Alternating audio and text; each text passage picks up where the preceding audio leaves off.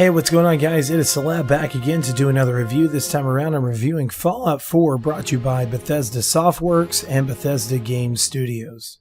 Now, for some of you guys that are new to the channel, I will tell you, if you've never watched any of my reviews before, I do a little bit more of a generalistic review. I don't go extremely in-depth, and I try to limit my spoilers to a very minimal amount.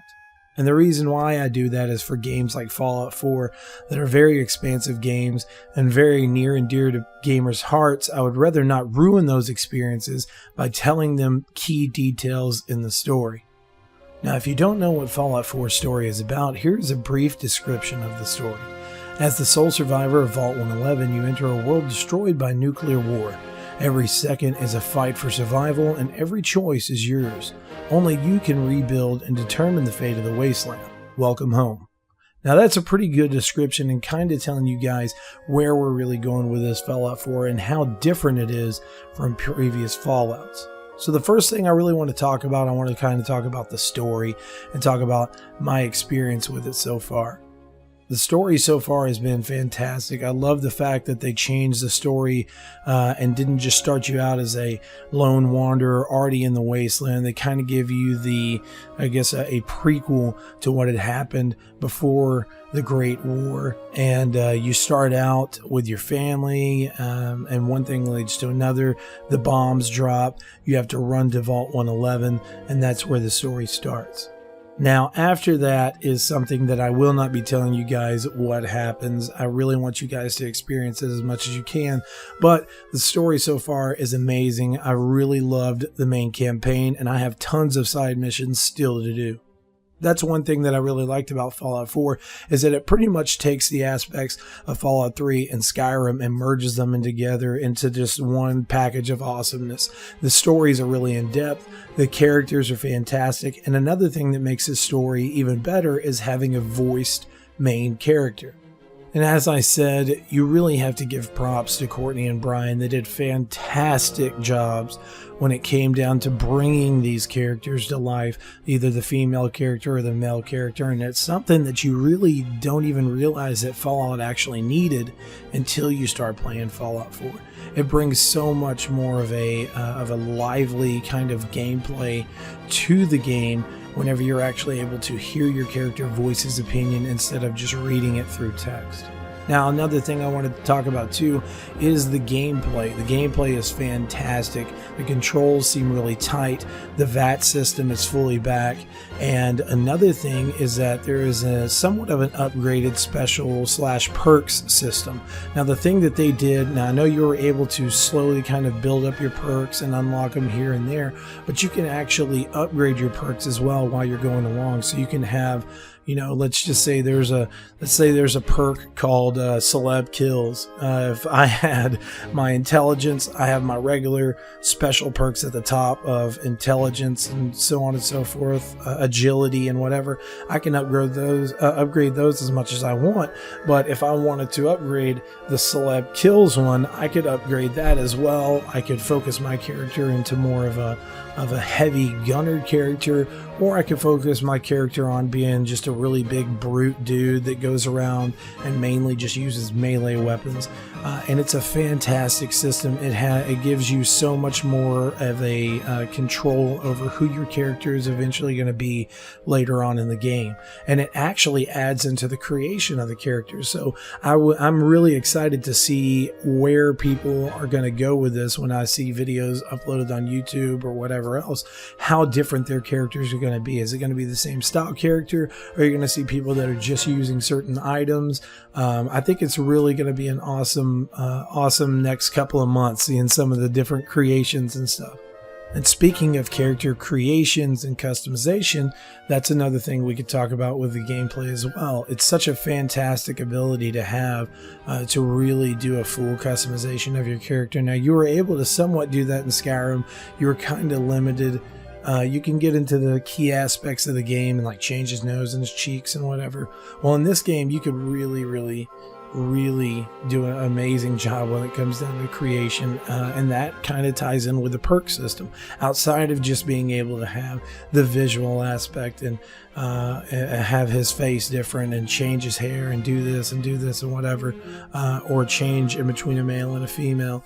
You can actually really upgrade your perks, and I think it actually adds to the customization of your main character, and it changes who your character originally is from the beginning of the game compared to when you're like 10 to 15 hours in.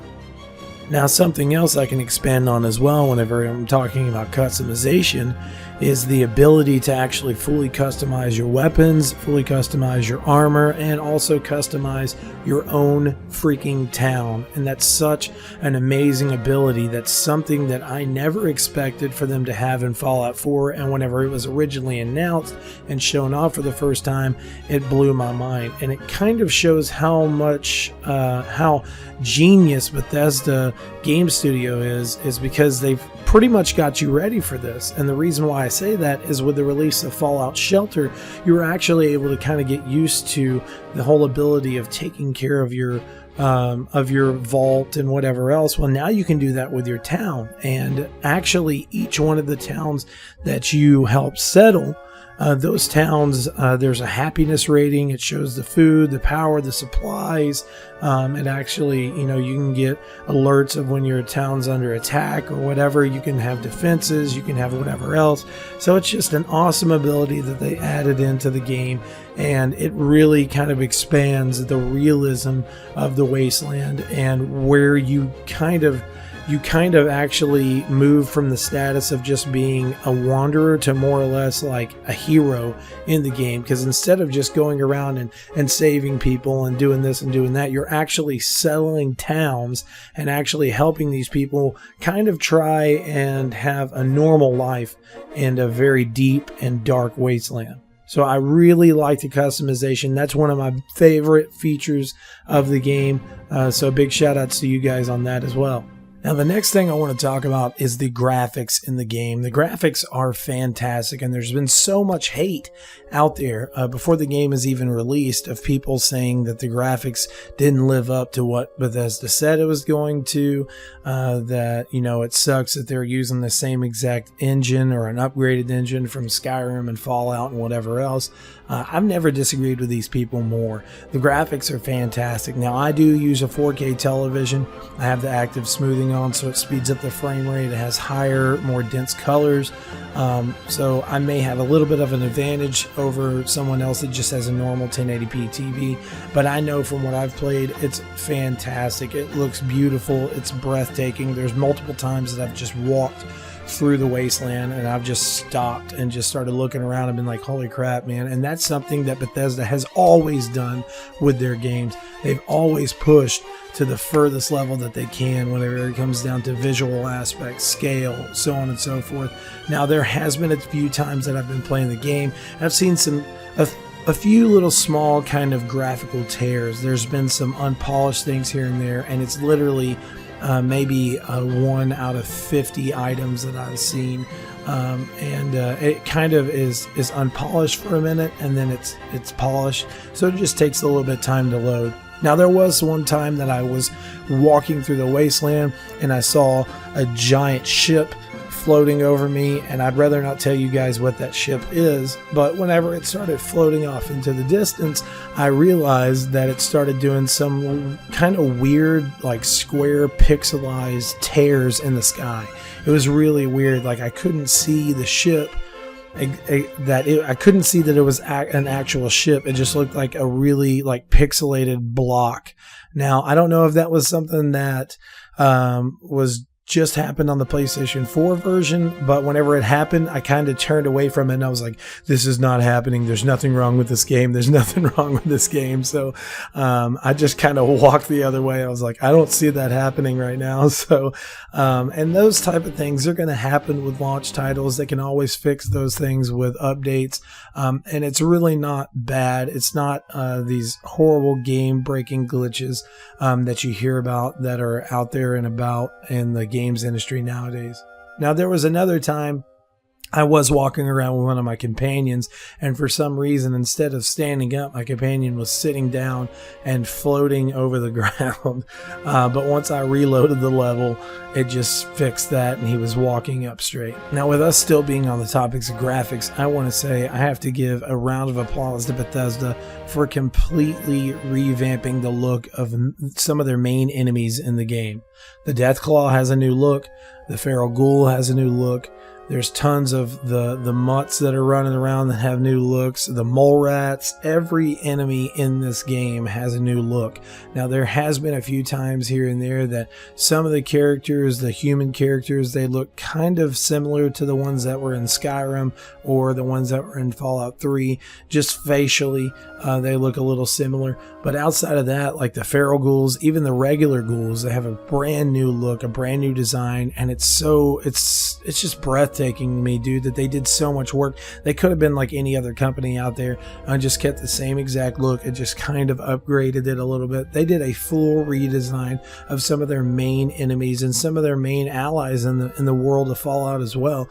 And like I said, I have to give a huge round of applause to the team, because those little small things like that of doing a total redesign instead of just re-scrapping what you already have, I didn't mean re-scrap. I meant just recycling what you have. It really means a lot. And it totally means a lot to me as a gamer to see you guys actually really going out and saying, hey, look, they know what this is, that we're not going to have to reintroduce it to them, but let's totally redesign it and make it look so much more realistic than the previous titles. Now, next I want to talk about your companionship. You can have multiple companions in the game, and I'm not going to give you any spoilers. I'm not going to tell you the companions that you can get, but I know that it's 10 times better than any previous title that they've done.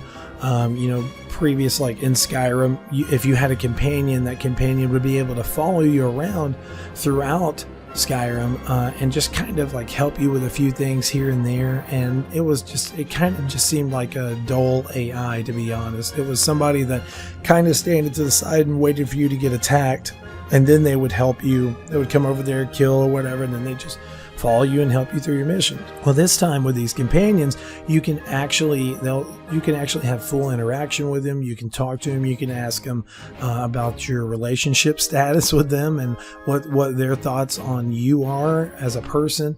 And you can trade with them. You can actually command every companion to do different things in the game, as of Dogmeat, Piper, Codsworth, and the other ones that you're able to use.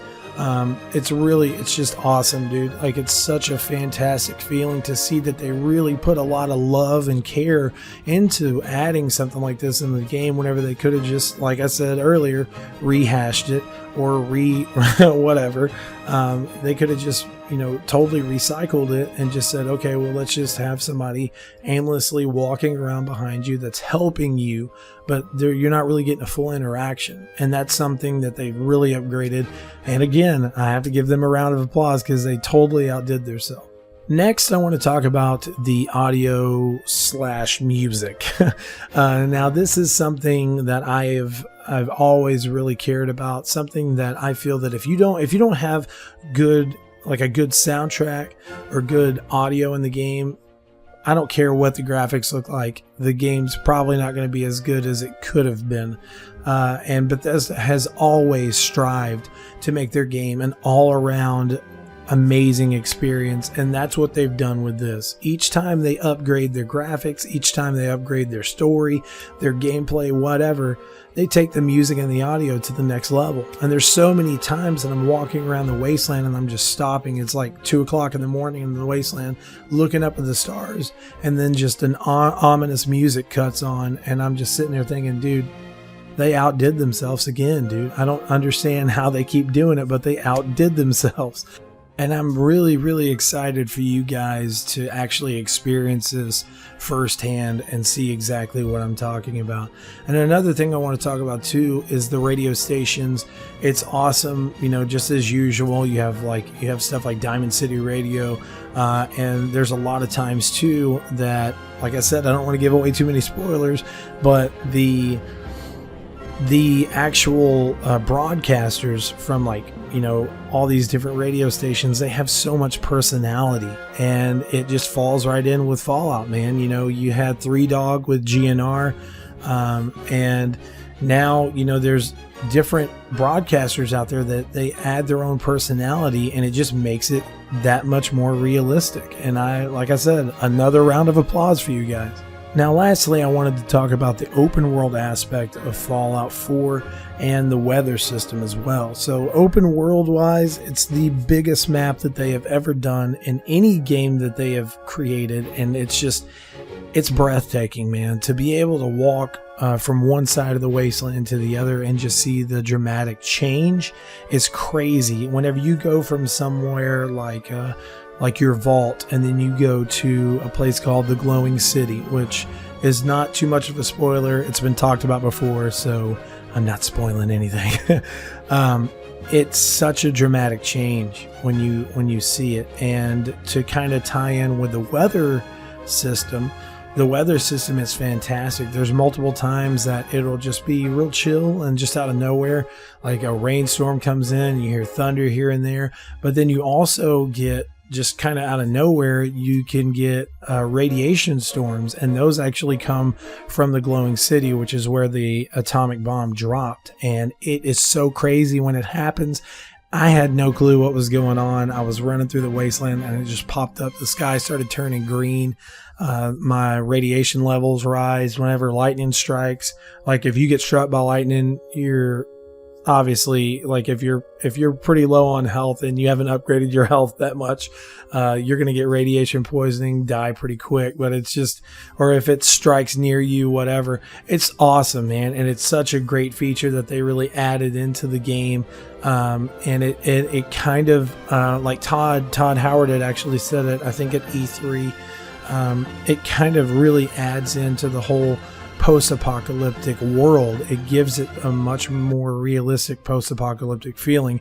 And when you guys do go to the Glowing City, and you realize, like, it does give you a feel of Fallout 3 and kind of what the Wasteland is, but it's amplified to like 1,000. Like, it's just awesome, man. It's such a great feeling it's such a great feeling to see stuff like that, and see dynamic weather, and see really, really big changes in the series. I loved Fallout 3, but there were so many things that could have been changed, could have been upgraded. And I really think Bethesda heavily listened to their fans and what their fans wanted to see in this game. So guys, I am done with the review, and I am giving Fallout 4 a buy. You must go out and buy this game. It is a day one buy. I don't care what you have to do. If you have to sell every game in your collection just to get the money to buy this game, please go out and buy it. It is by far the most graphically breathtaking RPG title I've played in years, and it is definitely my #1 contender for Game of the Year. So I really hope you guys liked my review. I'm sorry about my voice. My voice is giving out. I would have sounded a little bit more uppity if every time I talked it didn't feel like it was a blood-curdling scream. So thank you to Bethesda for giving me the opportunity to review this title. Thank you to all my followers. Thank you to everyone that checks out Second Opinion Productions. And please make sure to check us out at secondopinionpod.com for the latest and greatest gaming news, previews, and much more. Peace out, guys.